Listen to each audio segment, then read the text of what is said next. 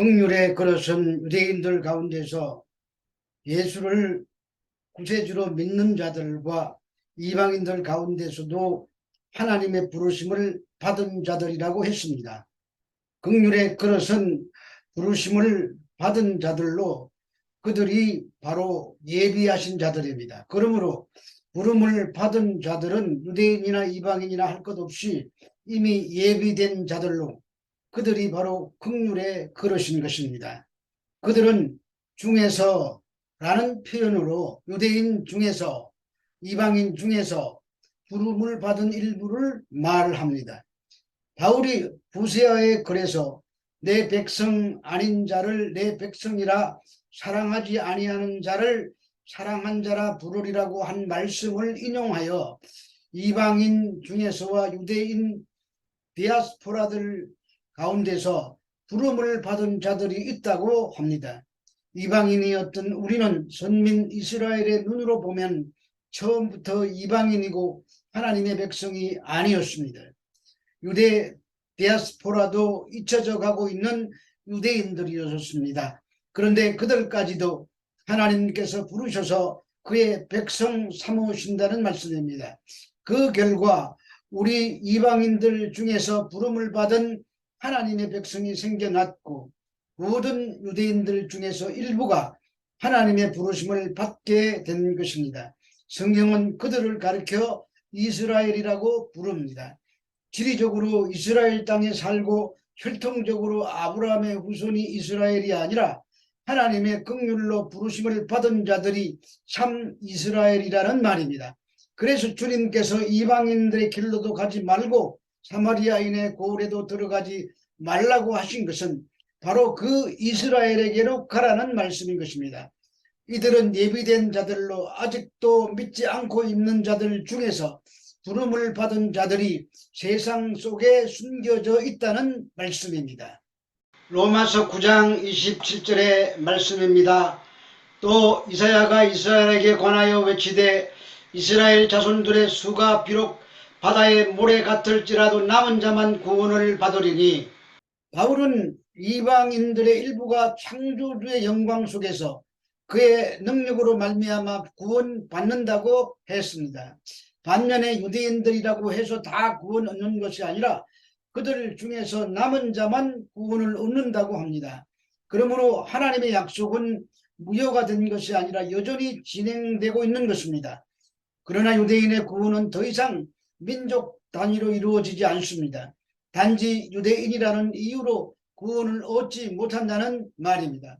따라서 수많은 야곱의 자손들 중에서도 그의 선하신 뜻에 의하여 남겨진 자들만이 구원을 얻게 될 것입니다. 사실 바울이 인용한 이사야서의 글은 당시 이스라엘은 아수르에 멸망당했습니다. 그런데 그 가운데서도 이스라엘 중에 남은 자가 있는데 그들만 다시 돌아올 수 있다는 뜻의 말씀입니다. 이 말씀은 하나님의 자녀다운 삶을 살지 않고 죄를 지어 포로로 끌려갔으나 그 중에서 여호와의 능력을 의지한 남은 자들만 구원을 얻게 된다는 말씀입니다. 따라서 남은 자에 대한 이사야서의 예언은 구별된 유대인들 민족 중에서도 구원받는 참 이스라엘 수가 감소될 것이라는 뜻도 포함되어 있습니다. 그러나 하나님의 긍휼과 신실하심으로 남은 자가 있어 그들이 하나님의 긍휼을 입게 된다는 말씀입니다. 그래서 하나님의 약속은 반드시 성취되고야 말 것이라는 확신에 찬 말을 하고 있는 것입니다. 이사야 10장 22절에서 23절의 말씀입니다. 이스라엘이여 내 백성이 바다의 모래와 같을지라도 남은 자만 돌아오리니 넘치는 공의로 파멸이 작정되었음이라. 이미 작정된 파멸을 주 만군의 여호와께서 온 세계 중에 끝까지 행하시리라. 하나님께서는 아브라함에게 약속하시기를 내 씨로 바닷가의 모래 같게 하겠다고 하셨습니다. 그 결과 아브라함의 후손은 바닷가의 모래와 같이 많아졌습니다. 그러나 그들 중에서 하나님의 말씀을 듣고 믿어서 순종하는 사람은 많지 않았습니다. 그래서 이사야 선지자가 이스라엘의 심판을 예언합니다. 하나님께서 아수르를 몽둥이로 사용하여 이스라엘을 심판하시고 바벨론을 사용하여 유다까지 포로로 잡혀가게 하십니다. 그렇게 심판을 당하고 나서 이스라엘이 주께로 돌아오는데 남은 자, 즉 끝까지 믿음을 지킨 자들만 돌아온다는 말입니다. 그 말은 나머지는 하나님의 공의로 파멸된다는 뜻입니다. 그들은 하나님의 넘치는 공의로 파멸을 받아 포로로 잡혀가서 다 죽어도 마땅한 자들입니다. 그런데 그 중에서 남겨져서 돌아오는 자들이 있는데 그들이 다른 사람들보다 선하고 의로워서 돌아오는 것이 아니라 하나님께서 돌아오게 하시고 그들을 통해 이루실 일이 있기 때문에 남은 자로 돌아오게 하시는 것입니다. 예레미야 31장 7절에서부터 8절의 말씀입니다. 여호와께서 이와 같이 말씀하시니라. 너희는 여러 민족 앞에 서서 야곱을 위하여 기뻐 외치라. 너희는 전파하며 찬양하며 말하라. 여호와여, 주의 백성 이스라엘의 남은 자를 구원하소서 하라. 보라, 나는 그들을 북쪽 땅에서 인도하며 땅 끝에서부터 모으리라. 그들 중에는 맹인과 다리 저는 사람과 잉태한 여인과 해산하는 여인이 함께 있으며 큰 무리를 이루어 이곳으로 돌아오리라. 포로로 잡혀갔던 자들 중에 남은 자들이 돌아오는데 그들의 모습이 온전하지 못합니다. 소경과 절뚝발이와 잉태한 여인과 해산하는 여인이 함께 큰 무리를 이루어 돌아옵니다. 남은 자들이 돌아오는데 그들의 모습이 게순 장군의 모습이 아니라는 말입니다. 자기 힘으로 오지 못하고 누군가의 도움이 없으면 돌아올 수 없는 소경과 절뚝발이와 잉태한 여인과 해산하는 여인과 같은 모습으로 돌아옵니다. 이들은 도저히 자신의 힘으로는 돌아올 수 없는 자들입니다. 다니엘서 9장에 보면은 처절하게 자신들의 죄를 고백하고 있습니다. 주여, 주의 공의는 주께로 돌아가고 수치는 우리의 얼굴로 돌아오니 오늘과 같아서 유다 사람들과 예루살렘 거민들과 이스라엘이 가까운 곳에 있는 자들이나 먼 곳에 있는 자들이 다 주께서 쫓아내신 각국에서 수치를 당하였사오니 이는 그들이 주께 범죄하였음이니이다라고 고백하고 있습니다. 자기들의 그렇게 포로로 잡혀온 것은 당연한 하나님의 공이라고 인정합니다. 그러면서 이제 간구하는 것은 하나님께서 70년 만에 돌이키실 뜻을 깨닫고 기도하는데 우리의 의가 아니라 오직 주의 긍휼을 의지하여 함이라고 말합니다. 자신들에게는 의가 없어 소망이 없다는 말입니다. 그래서 하나님의 의를 의지하며 용서를 구하고 있습니다. 로마서 9장 28절의 말씀입니다. 주께서 땅 위에서 그 말씀을 이루고 속히 시행하시리라 하셨느니라. 모든 것은 하나님의 말씀대로 이루어지는 것입니다. 시작도 하나님이 하시고 마침표도 하나님이 찍으십니다. 그 이루시는 일 가운데서 남은 자를 돌아오게 하신다는 하나님의 계획이 들어 있었던 것입니다. 남은 자가 의롭고 지혜롭기 때문이 아닙니다. 하나님께서 남겨두셨고 돌아오게 하시기 때문에 돌아오는 것입니다.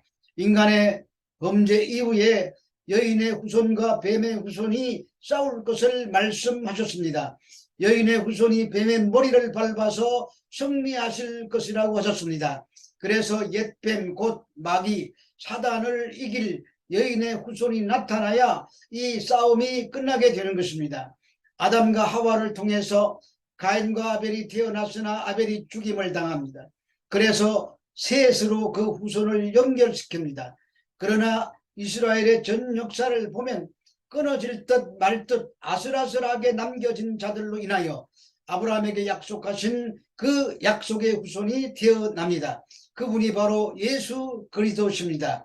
십자가 위에서 마귀의 권세를 깨뜨리시고 다 이루었다고 말씀하시므로 마귀의 종로로 타던 우리들이 남은 자가 되어 돌아오게 된 것입니다. 그런데 그 돌아오는 모습이 바벨론으로 포로 잡혀갔다가 돌아오는 남은 자들의 모습으로 오버랩이 되고 있습니다. 그러므로 회개하고 돌아오는 죄인들의 모습이 포로에서 돌아오는 자들의 모습과 같은 것입니다. 맹인과 다리 저는 사람과 잉태한 여인과 해산하는 여인과 같은 면목 없는 모습이 구원받은 우리들의 모습이어야 합니다. 의로와서 돌아온 것이 아닙니다. 오직 주님의 긍휼과 자비 때문입니다. 그 결과 자기의 의와 마귀에게 포로잡혀서 지은 모든 죄가 용서함을 받는 것입니다. 그리고 나서야 자기들의 죄가 무엇인지 깨닫게 된 것입니다. 그래서 천부여 의지없어서 손들고 온다고 울면서 주님의 긍휼과 자비만을 찬송하게 되는 것입니다. 그 모습이 바로 돌아오는 우리들의 모습인 것입니다.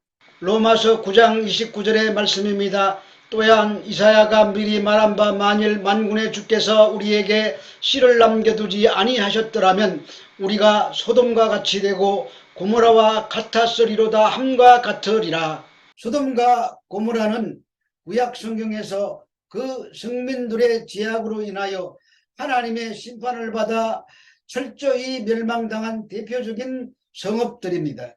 본문에서 유대인의 멸망을 소돔과 고모라의 멸망에 비유한 것은 유대인들이 그들만큼 완악함으로 인하여 심판받게 될 것임을 경고하는 것입니다. 그런데 바울은 여기서 하나님께서 완악한 유대 민족을 소돔과 고모라와 같이 완전히 멸망시키지 아니하시고 씨를 남겨두신 것은 그분의 긍휼과 은혜로 말미암은 것이라고 하십니다. 만일 하나님께서 그들에게 씨, 곧 남은 자, 영어로 렘넌트들을 남겨두지 않았다면 그들은 선민임에도 불구하고 제2의 소돔과 고모라처럼 저주받은 민족의 대명사가 되었을 것입니다. 이것이 자신들이 선민이라고 자처하며 오직 구원은 자신들에게만 있다고 주장하던 이스라엘의 실상입니다. 거룩한 하나님의 백성인 이스라엘과 죄악으로 멸망당한 소돔과 고모라의 차이는 백지 한 장 정도의 차이도 안 됩니다.